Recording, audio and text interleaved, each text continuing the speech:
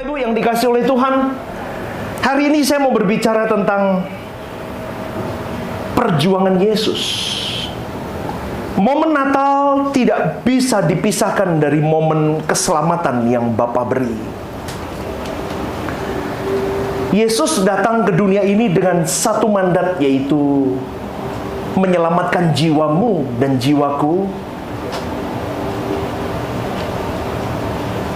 Dan dia harus selesai dengan tugasnya. Selain dia menjadi seorang penyelamat, dia pun juga harus menjadi teladan yang bisa menjadi proyek percontohan, prototipe, yang bisa menjadi yang sulung, menjadi proyek percontohan yang bisa membawa engkau dan saya hari ini hidup sekualitas dengan dia dan berjuang bersama dengan dia. Saya beri tema pada malam hari ini, dia berjuang, aku berjuang. Dengan tema besarnya adalah keselamatan yang sejati. Karena keselamatan yang sejati tidak bisa kita miliki kalau kita tidak berjuang seperti dia berjuang. Amin, saudaraku. Itu mutlak dan itu tidak bisa diganggu-gugat. Paulus berkata begini, Yesus itu prototipe atau model sikap hidup yang harus kita kenakan di dalam hari-hari hidup. Bahkan di dalam sepanjang perjalanan karir Paulus, saudaraku,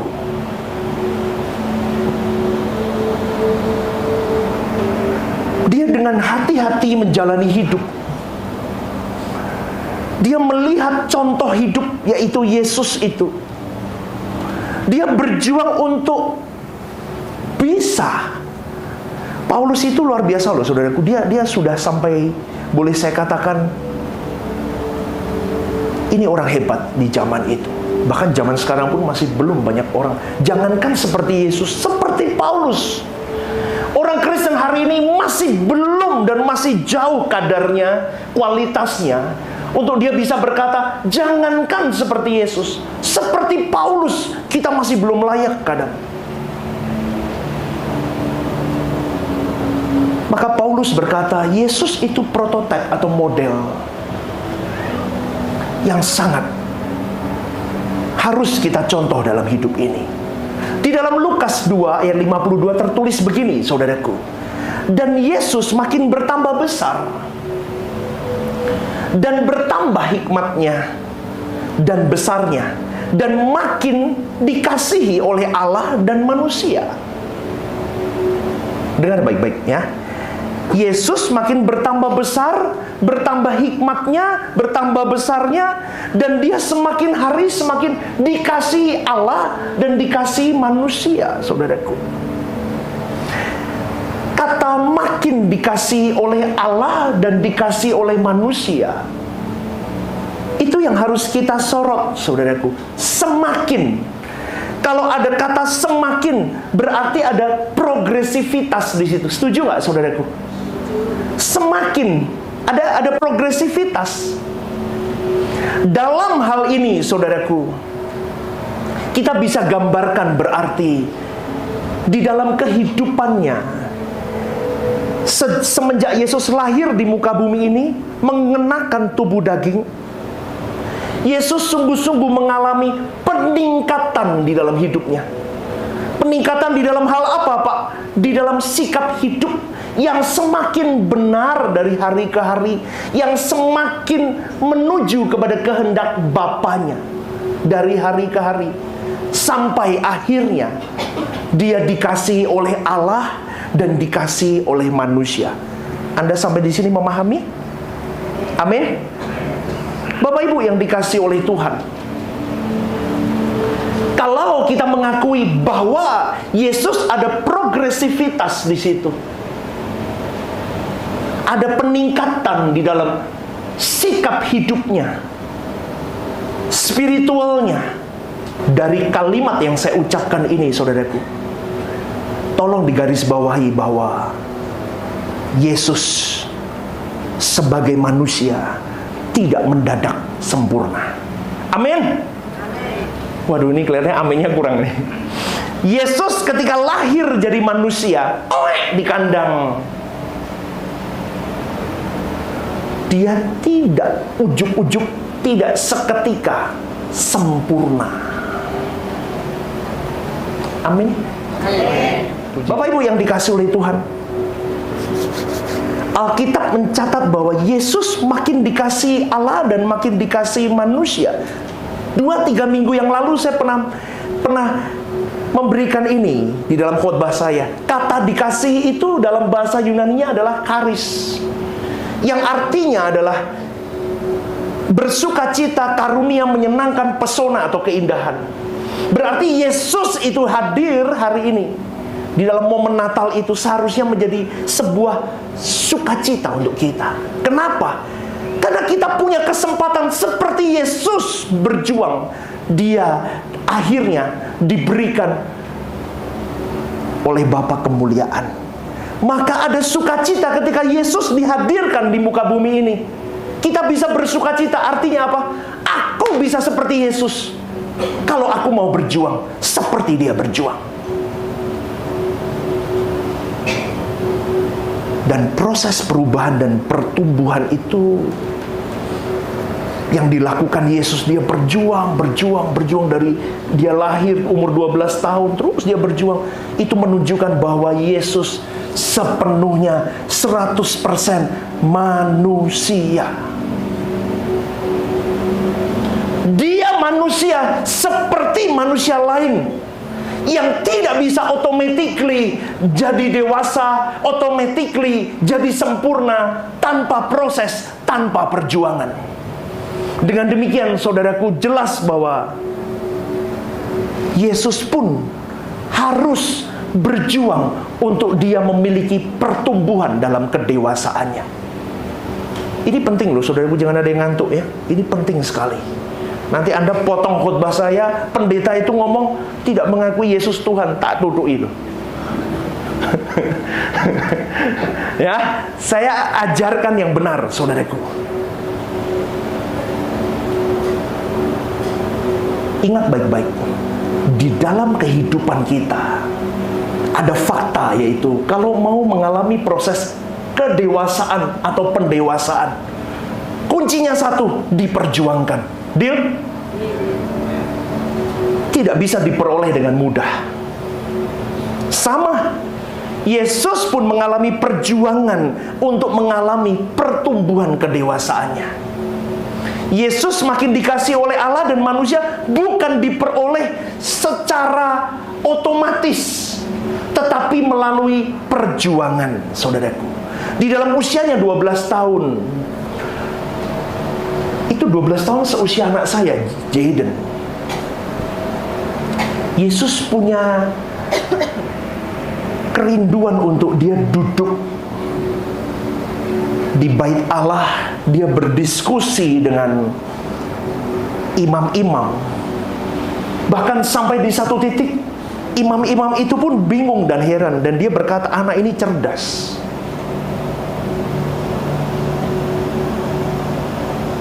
Bahkan sampai karena kecerdasannya itu, saudaraku, banyak orang yang akhirnya kekristenan hari ini memiliki finalitas bahwa ya cerdas dong, dia setengah dewa. Bagaimana saya bisa menyamai dia kalau dia memang setengah dewa? Dan akhirnya itu membuat engkau dan saya tidak pernah mau berjuang seperti Yesus itu berjuang. Maria adalah wanita hebat. Maria adalah wanita yang takut akan Tuhan. Maria adalah wanita yang tunduk kepada kehendak Bapaknya. Bagaimana resiko yang harus dialami ketika malaikat, waktu itu malaikat siapa? Gabriel kalau nggak salah ya, menghampiri dia dan berkata, engkau akan mengandung seorang bayi laki-laki bernama Yesus. Di zaman itu bisa dihukum mati, saudaraku. Kalau saya mau khotbahkan tentang hal itu, ada sedikit saya kasih gambaran. Kalau engkau mau terima apa yang jadi proyeknya Tuhan, nggak usah bingung. Tuhan pelihara. Setuju? Takut bayi kok menang kok. Takutkah? Takutkah atau mencerna?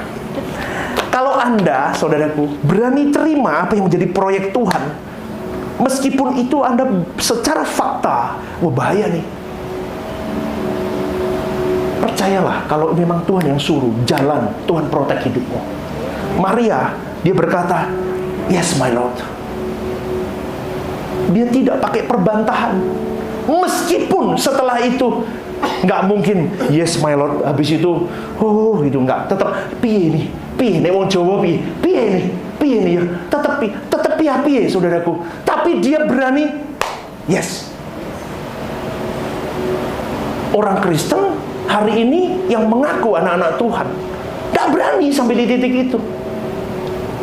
Oke, itu lain case, nanti khotbah lain lagi, jangan dibahas.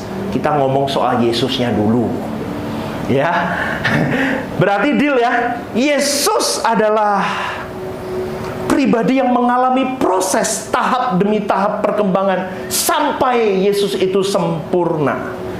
Tolong ditayangkan Ibrani 5 ayat 7 sampai 9. Ibrani 5 ayat 7 dikatakan, dalam hidup Yesus sebagai manusia, dibaca baik-baik, Ia telah mempersembahkan doa dan permohonan dengan apa? Ratap tangis dan keluhan kepada Dia, yang sanggup menyelamatkannya dari maut. Dan karena kesalehan Yesus, Ia telah didengarkan. 8. Dan sekalipun Yesus adalah anak, Yesus telah belajar menjadi taat dari apa yang telah dideritanya. Ayat yang ke-9. Dan sesudah Yesus mencapai kesempurnaannya, Yesus menjadi apa? Pokok keselamatan yang abadi bagi semua orang yang taat kepadanya. Bisa ditampilin bareng gitu nggak? 7, 8, 9. Bapak, Ibu, saudara-saudari, coba kita baca ayat yang ke-7 tadi. Coba satu-satu biar jelas. Yesus saja mempersembahkan doa dan permohonan dengan ratap tangis dan keluhan kepada Bapa. Dianya itu Bapa. Makanya kalau baca Alkitab itu susah-susah gampang, karena dia Allahnya itu A besar A kecil, itu macam-macam saudaraku. Roh besar, roh kecil, rohnya Bapa atau roh manusia, itu harus dipahami. Makanya saya selalu menggunakan bahasa asli, itu lebih jelas. Tetapi di sini digambarkan Yesus menjalani hari-hari hidupnya dengan permohonan di dalam doa dan ratap tangis dan keluhan kepada Bapanya.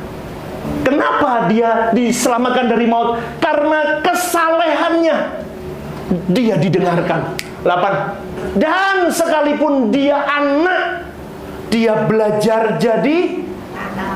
Karena saudaraku, anak pun kalau tidak taat terbuang. Kalau di sini ayat ini menjadi taat dari apa yang telah dideritanya, itu artinya begini saudaraku. Dia jadi manusia, utuh manusia, tanpa keilahian. Dia diberi kehendak bebas. Dia dikunci di tubuh daging. Dia harus berhadapan dengan dunia. Di dalam dikuncinya dia di dalam tubuh daging, dengan kehendak bebasnya, dia tetap taat. Dari apa yang dideritanya dengan cara apa? Coba Anda lihat cerita dia. Setelah dia mengalami yang namanya pelayanan demi pelayanan, sampai di endingnya, dihajar, dihakimi begitu, dia berkata apa? Bapa, ampuni mereka karena mereka tidak tahu apa yang mereka perbuat. Itu taat dari apa yang telah dideritanya, saudaraku. Itu gambaran Yesus begitu. Kalau engkau dan saya hari ini mau melayani Tuhan, mau hidup enak, mau semuanya seperti jalan tol, engkau bukan ikut Yesus yang benar. Engkau sedang mengikuti Yesus yang fantasi di dalam pikiranmu. Ikut Yesus, pikul salib. lepaskan segalanya. Seperti tadi malam, tanggal 24 kemarin saya berkata apa? Kalau engkau tidak berani mematikan hidupmu, Yesus tidak pernah bisa hidup di dalam hidupmu.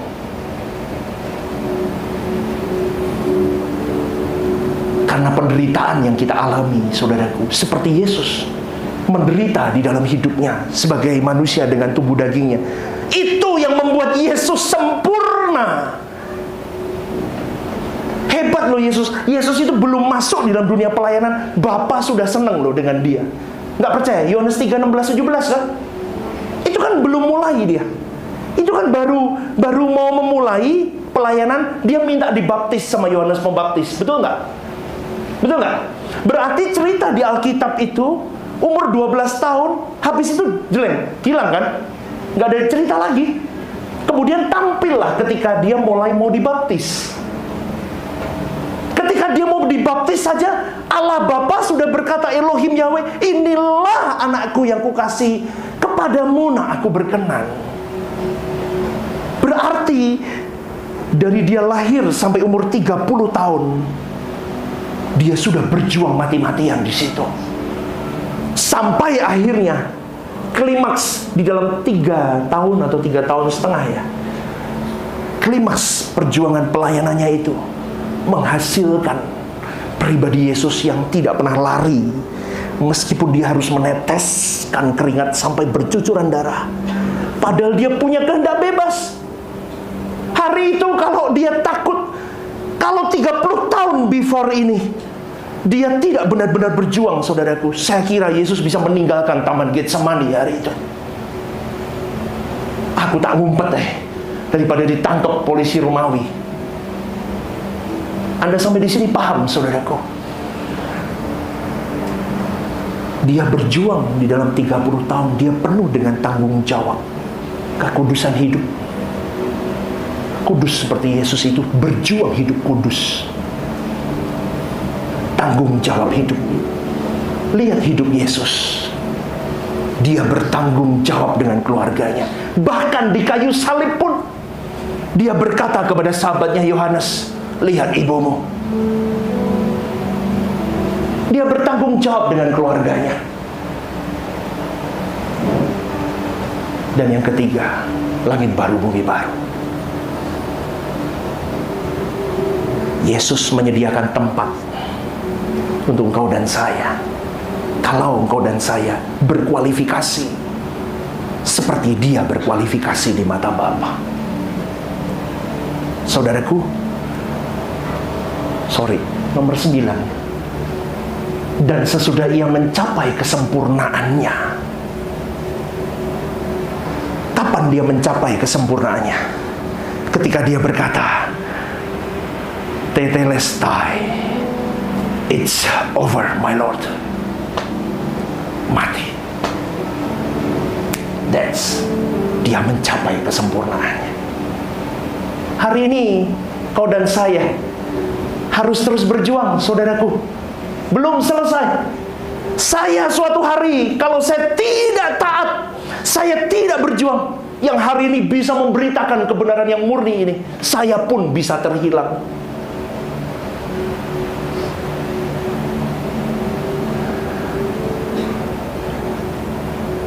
Roma 8:29, tampilin. Tolong, Roma 8:29, tolong tampilin. Sebab semua orang yang dipilihnya dari semula, yaitu zaman perjanjian baru, mereka juga ditentukannya dari semula untuk menjadi serupa dengan gambar anaknya. Engkau dan saya hidup hari ini tidak bisa lepas dari ayat ini. Engkau harus menjadi serupa dengan Yesus, gambar anaknya itu, supaya anaknya itu, Yesus itu, menjadi yang sulung di antara banyak saudaranya. Natal tidak hanya urusannya tentang memberi untuk Tuhan. Di level-level masih uang, masih soal tenaga, masih soal waktu. Itu bukan kelasnya lagi, saudaraku. Kelasmu dan kelasku seharusnya sudah sadar bukan di titik itu. Kelasmu dan kelasku